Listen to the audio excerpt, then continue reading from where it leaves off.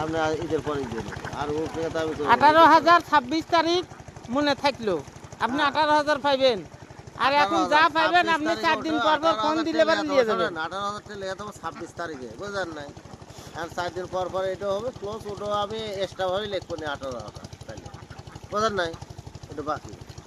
আর এই 26 তারিখের থেকে আজকে তো রাইতে পড়বে 26 তারিখ দিয়ে, বুঝলেন?